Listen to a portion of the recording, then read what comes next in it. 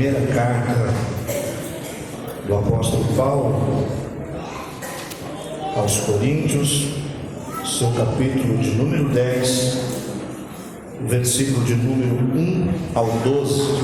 Mas antes eu quero fazer uma leitura aqui, você preste bastante atenção.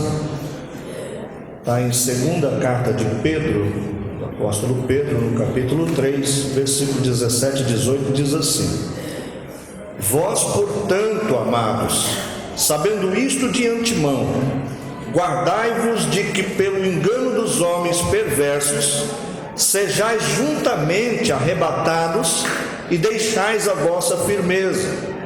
Antes, crescei na graça, no conhecimento de nosso Senhor e Salvador Jesus Cristo. A Ele seja dada a glória, assim agora como até o dia da eternidade.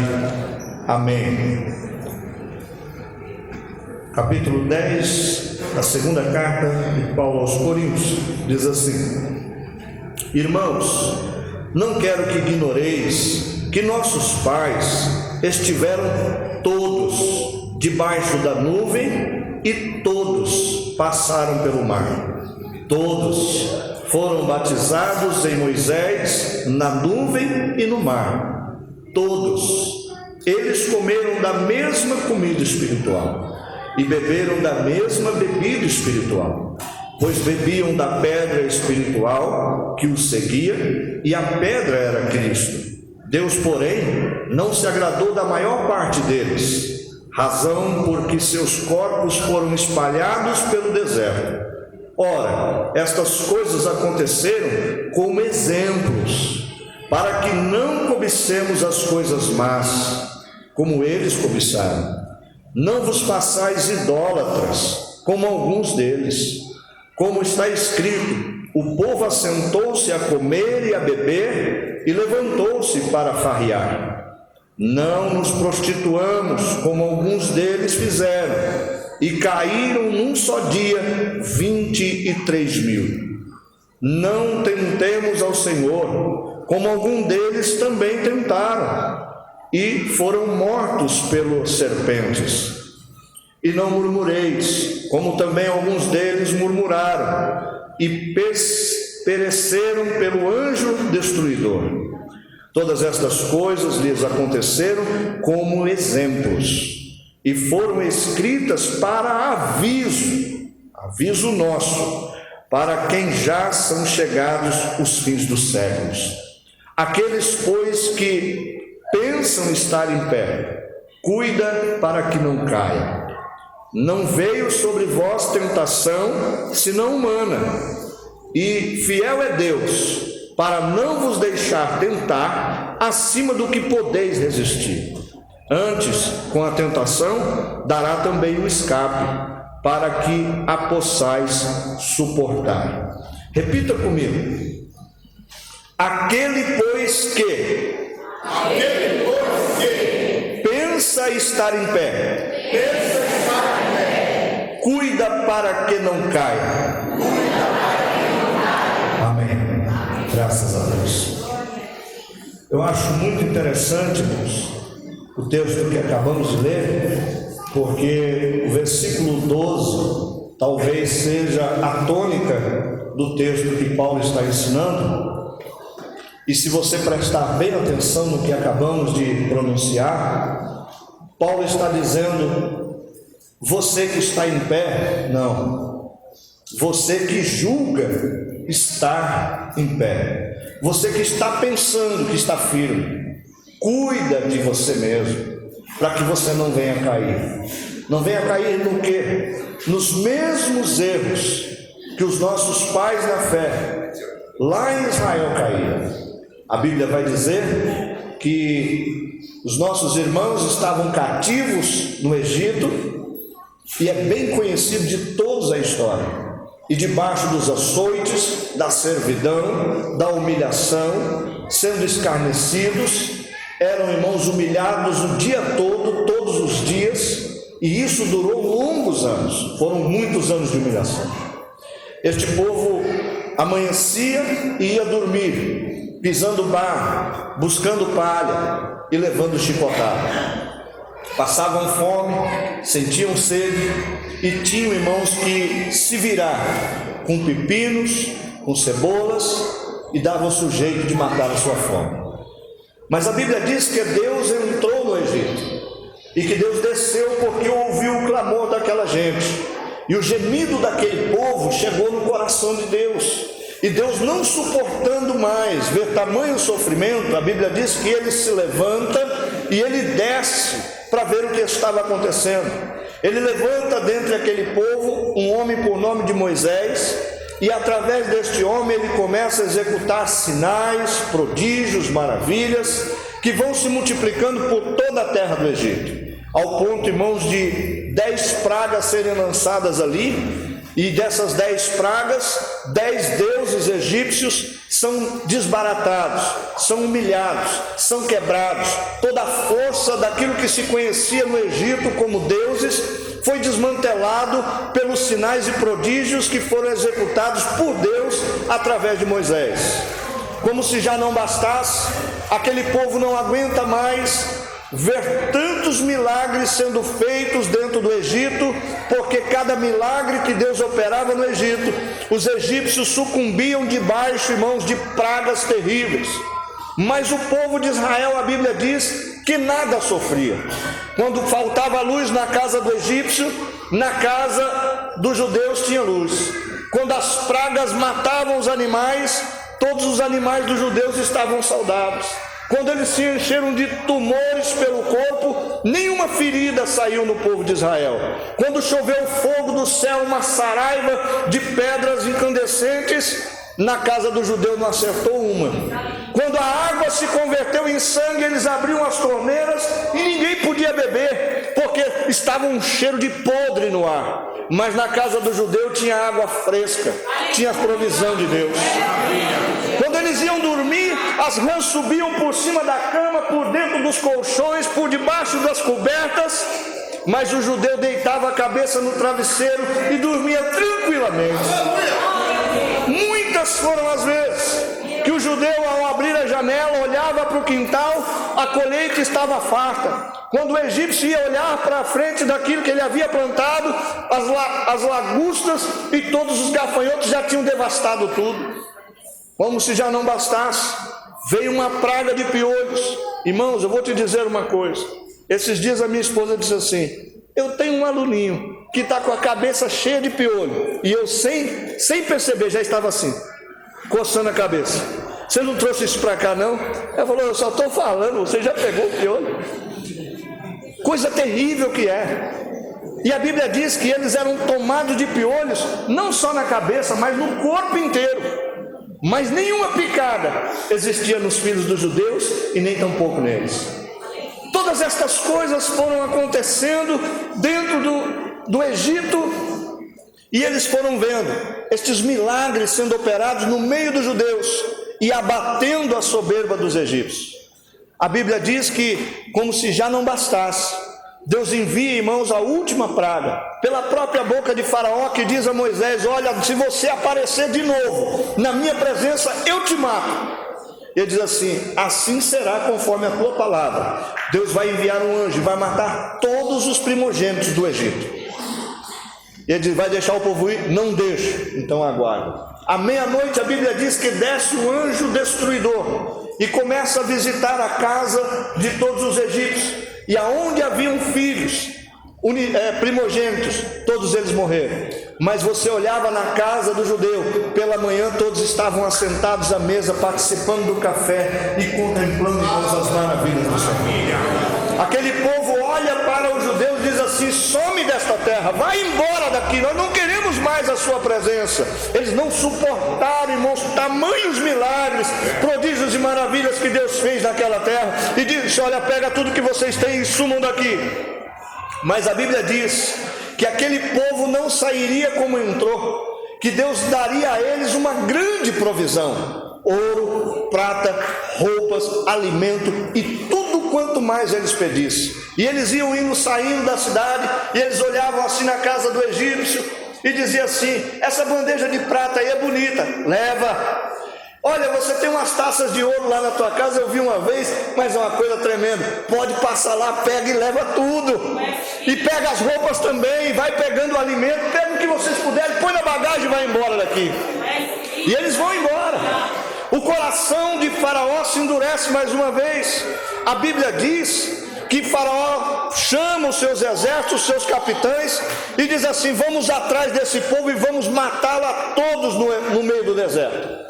Quando ele trama este intento contra Israel, a Bíblia diz que Deus envia uma coluna de nuvem e começa, irmãos, a fazer como que uma cortina de fumaça, e eles não enxergavam o caminho que os egípcios tinham pego, e não chegavam nos egípcios porque não enxergavam onde estavam, não conseguiam passar. De noite, quando a noite ia caindo, eles iam perseguindo, mas aí Deus trocava aquela nuvem e colocava uma coluna de fogo, e ali eles não podiam passar, porque se passassem eram fulminados por Deus. Israel está vendo tudo isso, e os povos dos mundos também. A Bíblia vai dizer que ao chegar à frente do Mar Vermelho, Moisés para, olha para aquela multidão, e ele dizia: agora, Senhor, o que será de nós? Não temos para onde ir. O Senhor olha bem para Moisés e diz assim: por que clamas a mim, meu filho? Estende a tua mão sobre o mar e ordena, e ele assim o faz. A Bíblia diz que o mar abre de um lado para o outro e faz duas paredes altíssimas, e eles começam a entrar pelo meio das águas. Por isso o apóstolo Paulo vai dizer aqui que todos foram batizados nas águas e nas nuvens. Por quê, irmãos? Porque isto era símbolo do batismo com o Espírito Santo. As nuvens representam o batismo vindo do céu, e as águas o batismo vindo da terra. Aquilo que é para arrependimento e aquilo que é para fortalecimento e revestimento da vida do crente. Eles provaram destas coisas, louvado seja o nome santo do Senhor. Ao atravessar aquele mar, ao outro lado, eles começam a cantar um hino de vitória, porque ao olharem para o mar e os egípcios entrando nele, as águas começam a se fechar, e foi cavalos e cavaleiros revolvendo no meio da água, e todos morreram. E Faraó volta para o seu lugar envergonhado, abatido, enfraquecido, humilhado, porque Deus abate o soberbo, mas dá graça aos humildes. Louvado seja o nome santo do Senhor. A Bíblia vai dizer que ao saírem dali, ainda Deus olha para aquele povo que por alguns dias estão a caminho no deserto. O sol escaldante vem, irmãos, e castiga, e alguém diz assim: estamos com sede, Moisés. Aí eles param de frente de uma lagoa e vão pegar água, e quando alguém abaixa e põe a água na boca, diz assim: essa água é ruim demais, essa água é saloba.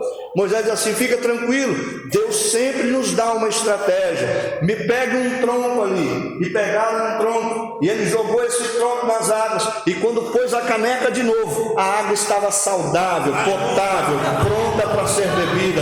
Isto fala, irmãos, da cruz do Calvário. Quando entra na vida da pessoa, aquilo que está amargo, aquilo que não presta para uso, o Senhor transforma e faz nova todas as coisas. A Bíblia ainda vai dizer que este povo está caminhando no deserto, e ele diz assim: nós temos fome, Moisés. E Moisés ora a Deus, e ele diz assim: amanhã nós teremos uma surpresa, porque Deus enviará um pão que nós nunca comemos, e o nome deste pão é maná. Este pão, maná, significa: o que é isto? O que é isto? Isto é o que Deus faz, o inexplicável. Quando muitas vezes nós não temos como explicar, é o que é isto. É um milagre de Deus, é a providência de Deus chegando para nós. E aquele povo diz que saía pela manhã, colhia algumas sementes, e em volta dessa semente, como um ramo de algodão, e eles levavam aquilo para dentro de casa, e lá o maná era preparado. Este maná, para alguns, tinha gosto de pão de mel, para outros um bolinho salgado, mas eles se mantinham com este pão vindo do céu, e não adiantava pegar muito, porque no outro dia apodrecia. Então cada um pegava a provisão diária para a sua família, reunia-se dentro da sua casa e participavam todos numa mesma comunhão, adorando a Deus e agradecendo a Deus pelo pão e a providência enviada do céu para a vida deles. Eles estão provando provando de coisas vindas do céu. Mas a Bíblia vai dizer que em determinado momento alguém diz assim: estou enjoado desse negócio, Moisés, isso é ruim demais, isso aí já deu o que tinha que dar, manda Deus mudar o cardápio, a gente quer comer carne, rapaz. E ele diz assim: calma, Deus tem carne também no deserto. Deus é o Deus de providência. Fez uma oração e a Bíblia diz que se levanta do mar uma nuvem de codornizes e vem, irmãos, entrando pelo dentro do arraial, e cada um vai pegando as codornizes, levando para casa, e se faz um montão de codornas. E quando eles começam a preparar, a Bíblia diz que comem até sair pelas narinas, de tanto que se empanturraram de carne num lugar deserto, sem provisão. O nosso Deus ainda pode fazer coisas impossíveis no meio do seu povo. A Bíblia vai dizer que de todas estas coisas esse povo experimentou. Mais para frente eles voltam a dizer: Moisés, a lagoa ficou para trás, não tem mais tronco para jogar em lugar nenhum, mas nós estamos com sede. Moisés vai e toca numa rocha, a rocha verte água como se fosse uma cascata, e cada um deles vem com a sua bacia, com a sua jarra, enche, leva para sua casa, dá de beber para o gado, alimenta toda a família. E a Bíblia diz que esta pedra que jorrava água os acompanhava pelo caminho, e esta pedra não era nada mais, nada menos do que a presença de Jesus Cristo no meio deles, trazendo refrigério no calor da luta do cada dia. A gente olha para tudo isso, e Paulo está dizendo à igreja de Corinto estas coisas, e chamando a igreja de Corinto para pensar em tudo o que os pais na fé viveram. E aí eu quero fazer aqui um ponto com você. Perceba que viver milagres, experimentar coisas vindas do céu, ter experiência com Deus, muitas vezes ser, irmãos, beneficiado por todo o amor e bem do Senhor, não nos garante um sucesso espiritual. Israel prova de tudo que Deus podia dar, mas era um povo insatisfeito, era um povo, irmãos, que estava angustiado, ansioso por tantas coisas, que tudo que Deus fez por eles foi como se não tivesse feito nada. A ingratidão do coração daquela gente levou-os a se afastarem de Deus, e se afastando de Deus, eles começam a praticar alguns pecados dos quais Deus abominou. E é interessante nós olharmos para alguns deles. No versículo de número 6, a Bíblia vai dizer que nós não devemos desejar aquilo que não é nosso, porque Israel lá no deserto começou a cobiçar o que não era comum a eles. No deserto eles olhavam para o Egito ainda, lá no deserto eles se lembravam da casa, mas esqueciam do açoite. É como alguém que diz assim: às vezes eu prefiro passar um pouquinho de humilhação, um pouquinho de sofrimento, mas ter um benefício, do que viver, irmão, sem nada. Você se engana com isso. O nosso Deus tem nos dado, e tudo que tem nos dado, de nada temos falta, porque o Senhor é fiel para a nossa vida. Eles cobiçavam cebolas e pepinos, quando Deus estava mandando maná. Quando Deus dava a provisão de cima, eles queriam o que era de baixo. Este é o engano do nosso coração. Quando Deus muitas vezes chama-nos para ser a sua igreja, o que nós precisamos entender e guardar no coração, que as promessas de Deus para a igreja são promessas do céu e não da terra. Quem recebeu promessa da terra foi Israel. Quem recebeu a promessa de herdar a terra foi Israel. Nós estamos querendo vivenciar o melhor desta terra, quando para nós o melhor são as promessas de Deus que foram feitas a nós acerca do que está guardado no céu. Quer ver uma coisa? O teu tesouro é do tamanho do teu coração.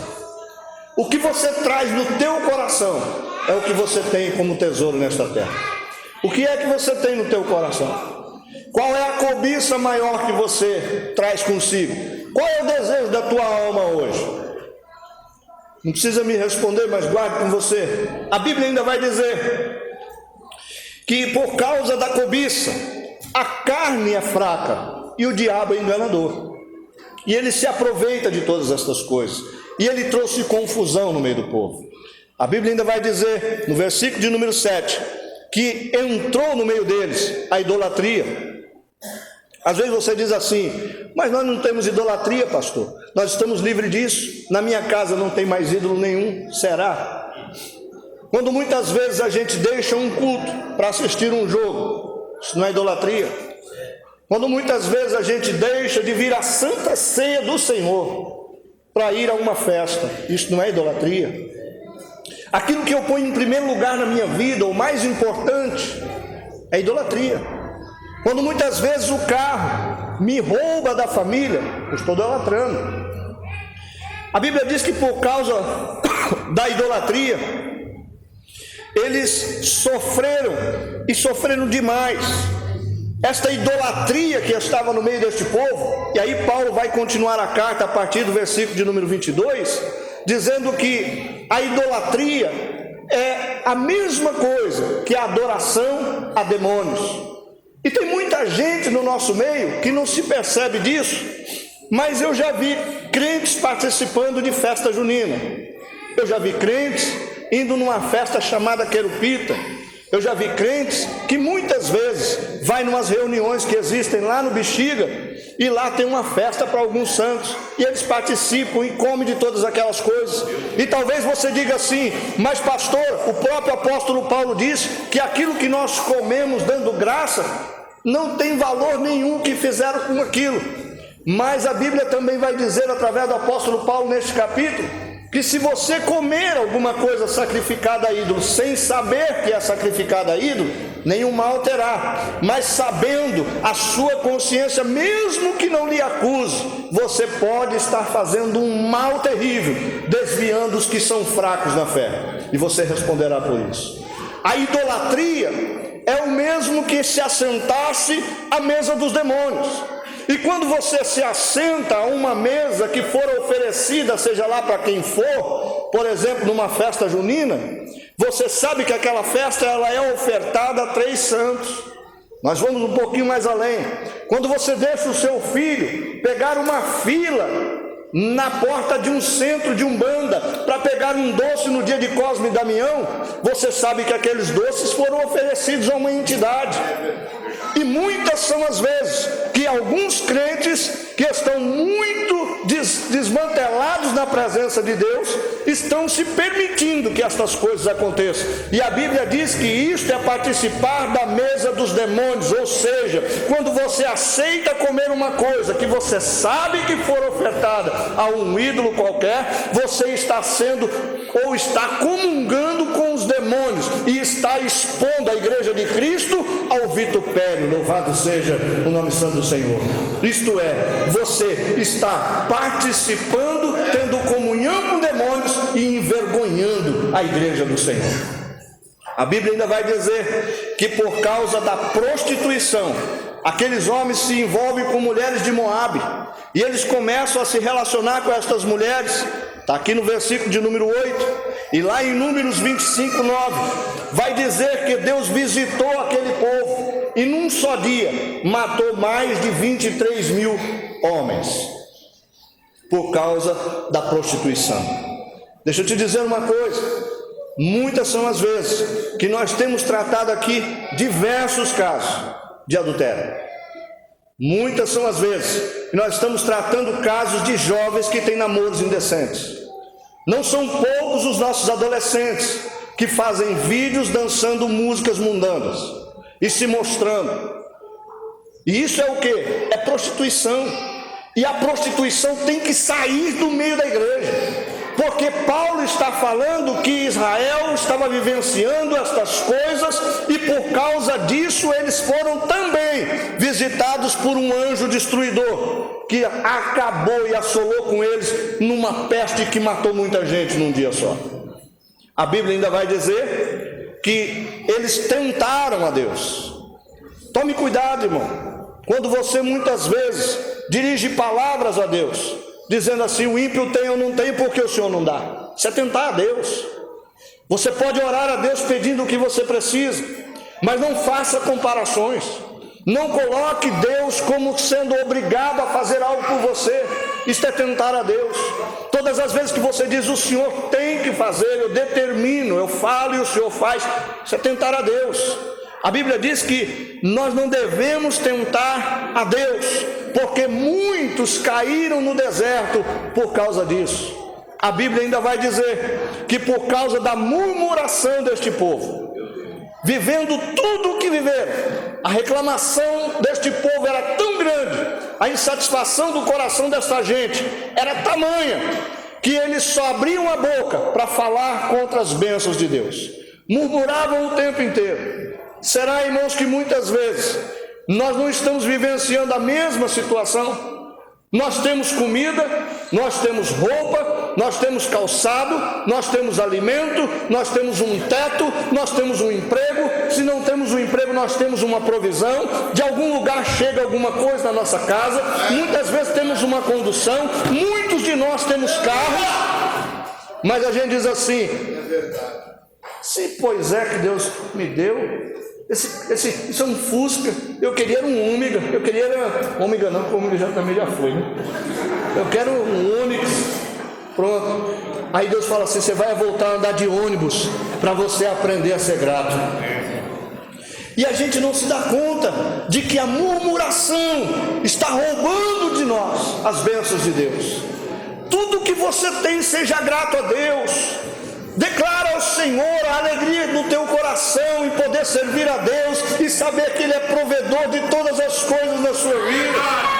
Dê uma palavra de agradecimento ao Senhor nesta noite, dizendo: Senhor, eu te agradeço, porque eu posso me assentar neste santo lugar e vou participar da mesa do Senhor dentro de alguns minutos. Só o Senhor podia fazer isso por você. Olha para a palavra de Deus, e a Bíblia vai dizer que por causa desta murmuração, aquela viagem que era para durar 40 dias, ela vem agora durar 40 anos, e o povo não para de murmurar. O castigo foi dado. Deus chama Moisés e diz assim: Moisés, esse povo é duro demais, é um pescoço que não dobra, é uma dura serviço que não abaixa a cabeça para nada. Eu vou matar tudo, Moisés. Moisés diz: não, Senhor, faça isso não, porque o povo que está vendo a gente andar nesse deserto aqui tem visto como o Senhor é zeloso. O povo sabe que o Senhor cuida da gente. Todas as nações sabem que aqui nesse deserto tem mais de 2.600.000 pessoas sendo alimentadas todos os dias, bebendo água fresca, não falta roupa, o sapato cresce no pé dos meninos.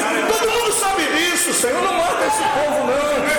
Porventura eles não venham dizer que o Senhor não tinha condições de atravessar essa gente no deserto. Deus diz assim: então tá bom, Moisés, não vou matar ninguém, mas faz o seguinte, pega o teu povo e segue com eles aí, porque se eu for no meio de vocês eu mato. Moisés diz assim: não, o povo não é meu não, Senhor, tem um equívoco aí, o povo é teu, olha para o teu povo, Senhor, e se o Senhor não for conosco, não nos faça sair daqui, porque este povo lá fora, porventura, não conhece-nos pela tua presença lá com a gente. Se o Senhor não vai, nós também não vamos. Pode buscar o meu nome no livro da vida e acaba por aqui o nosso assunto. Deus diz assim: Moisés, eu gosto de você. Você é meu amigo. Com você eu falo cara a cara, porque você tem sinceridade no coração. Aleluia!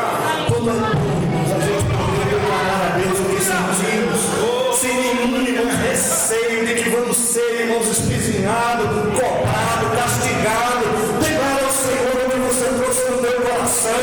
Abre a tua alma diante de Deus nesta noite. Diga para o Senhor qual é o seu limite, mas não determine o que Deus tem que fazer. Deus sabe a hora certa de agir e Ele vai entrar com a providência na sua vida.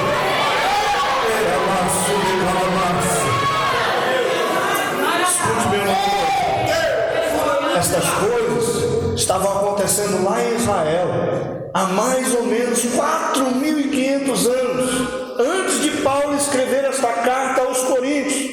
E ele diz assim: meus amados irmãos, sabe por que eu estou vos escrevendo esta carta? Não é só para lembrar o que eles passaram, não. É porque tudo isso que aconteceu, há 4.500 anos para eles e 6.200 mais ou menos para nós, foi só para vocês guardarem uma coisa: tudo isso que aconteceu foram exemplos que Deus proveu ao nosso respeito, para que a gente não caísse na mesma raspela deles, para que nós não viéssemos a ter a mesma prática dos nossos pais na fé. Foi para que a gente fosse livrado de ser prostituído, de ser murmurador, de ser cobiçosos, de ser tentadores e de ser murmuradores. Guarde-se disso.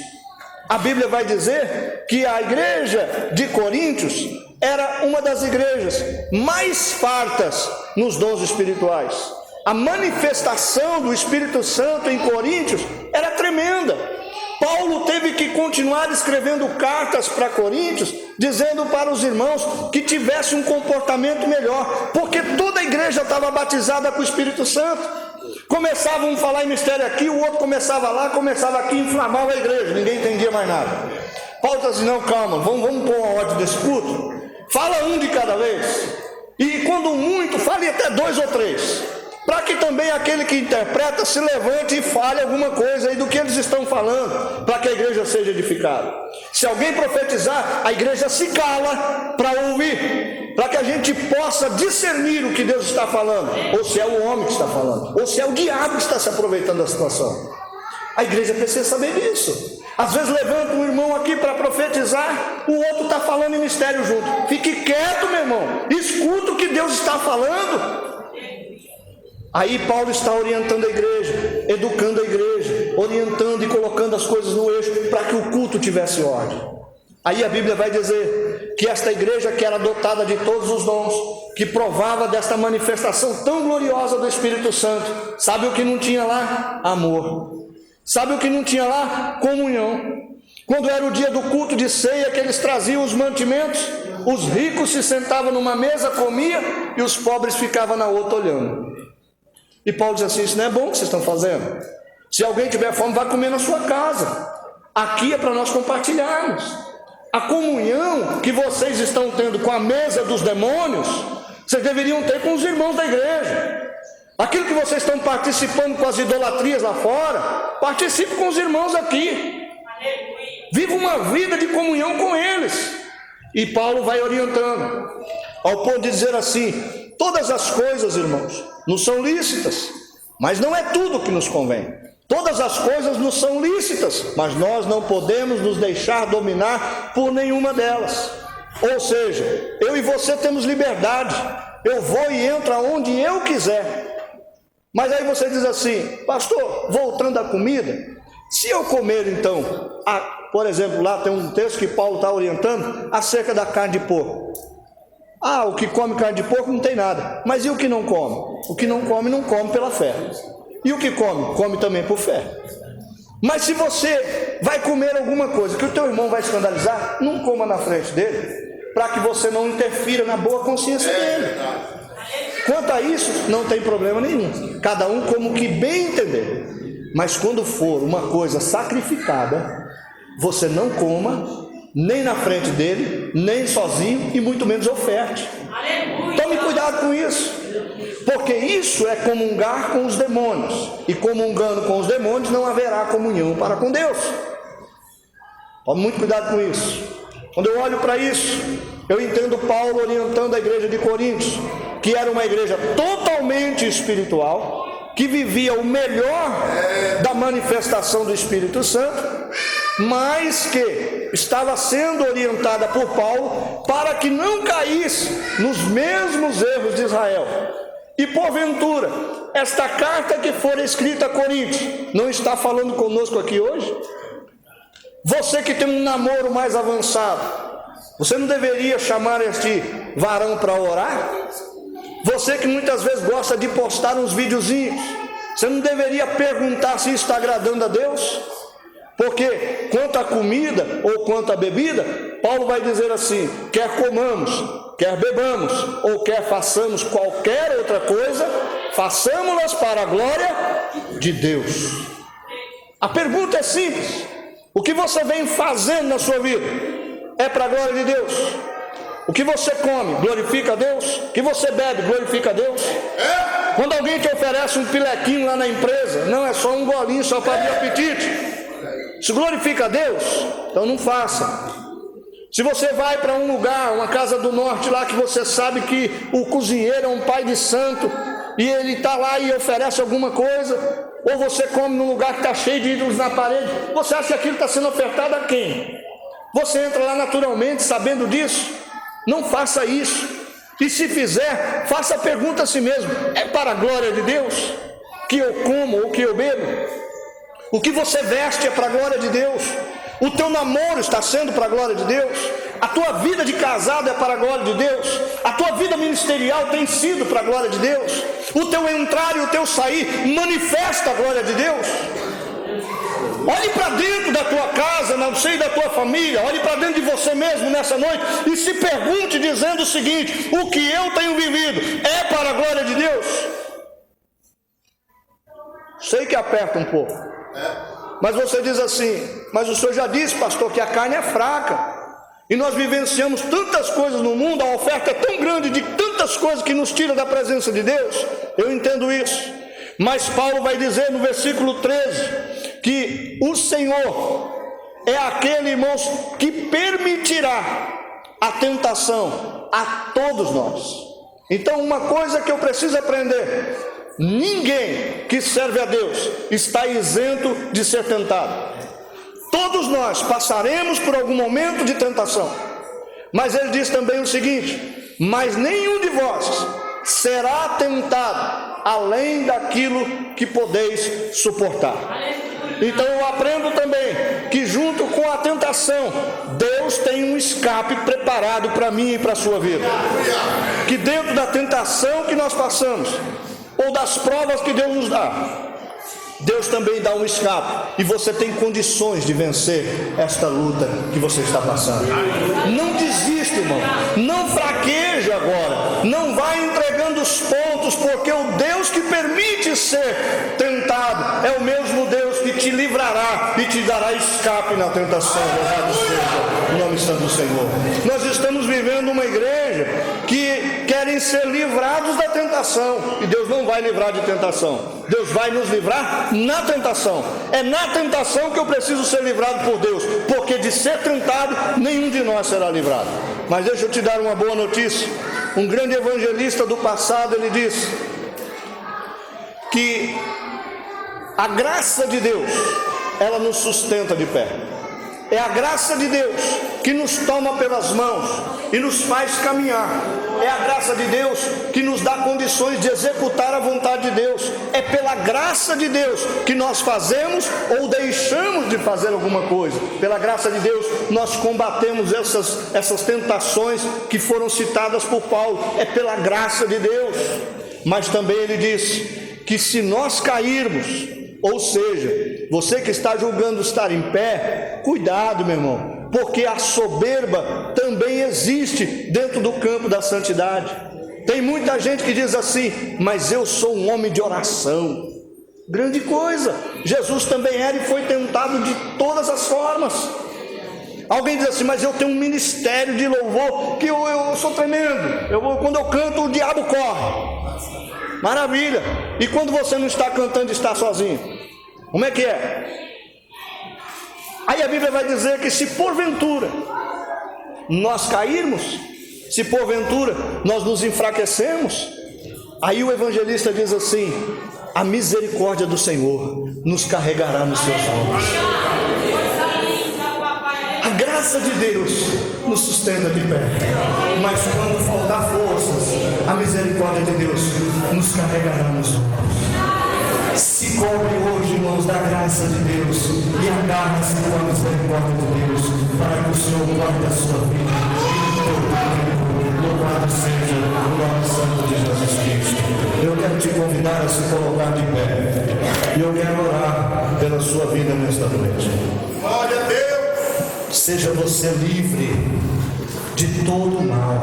Olhe para os pais da fé e tenha isso como exemplo, para que venha ser escape da nossa vida no tempo da nossa aflição. A misericórdia do Senhor vai te carregar e a graça de Deus vai te sustentar de pé. Vamos orar. Senhor nosso Deus e nosso Pai, Deus amado e querido, no nome de Jesus Cristo, teu Filho amado. Senhor, a tua palavra foi pregada nos calores, a tua oração foi dada ao nosso coração. Nós temos vivido, Senhor, tantas bênçãos da tua parte. Esta casa, Senhor, tem sido visitada pela tua graça todos os dias.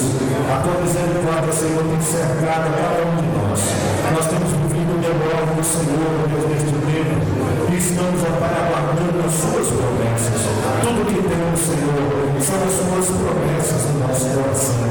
Nos ajuda, Senhor, a guardá-las, que nenhuma tentação nos tire o foco de buscar a tua face. Que a nossa murmuração possa cessar, Deus, na lugar, Deus, amado, Senhor, a exaltação dos nossos louvores. Senhor, que toda prostituição seja banido da nossa vida. Que a nossa vida, Senhor, amado, Santo, seja isenta da idolatria, seja isenta, Senhor, amado, Santo, de toda a corrupção dos nossos olhos, de toda a corrupção da nossa carne, de tudo, Senhor, que não provém de ti. Deus amado, que ele toma agora o teu povo em tuas mãos. Nós te louvamos, te agradecemos pela tua palavra e cremos, Senhor amado e Santo, na operação eficaz do teu Espírito. Fica conosco, Deus, na participação desta mesa. Nós te pedimos e te agradecemos em nome de Jesus.